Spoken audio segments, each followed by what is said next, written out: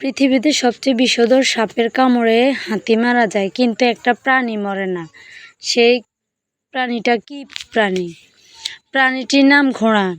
সাপের কামড়ে কোনোদিন ঘোড়া মরে না, 3 দিন অসুস্থ থাকে, তারপর সুস্থ হয়ে যায়। আর এই ঘোড়া থেকে আসে দুনিয়ার সব সাপের বিষের প্রতিষেধক অ্যান্টিভেনম। কোনো একটি সাপ, ধরেন কিংকবরা, অ্যান্টিভেনম তৈরি করতে হলে যা করা লাগে তা হলো ওই সাপের বিষ ঘোড়ার শরীরে ঢুকিয়ে দিতে হয়। 1 গাদি পরিমাণ ঢুকালেও সমস্যা নেই, ঘোড়ার কিছু হবে না। কিছু হবে না বলতে ঘোড়া মরবে না, ঘোড়াটি 3 দিন অসুস্থ থাকবে, এরপর সুস্থ হয়ে যাবে। এই 3 দিনে ঘোড়ার রক্তের ওই সাপের বিষের অ্যান্টিভেনম তৈরি হয়ে গেছে।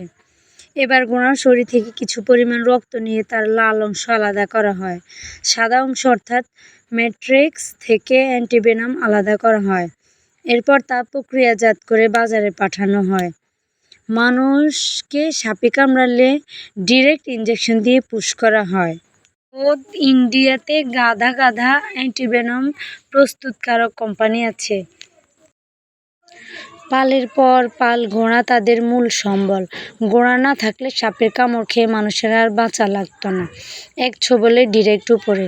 অতএব তোমরা উভয়ে তোমাদের পালনকর্তার কোনো অনুগ্রহকে অস্বীকার করবে না। সূরা আর-রহমান আয়াত 13।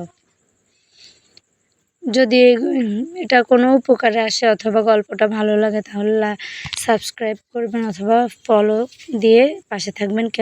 কেমন হয়েছে জানাবেন কমেন্ট করে। আল্লাহ হাফিজ। আসসালামু আলাইকুম।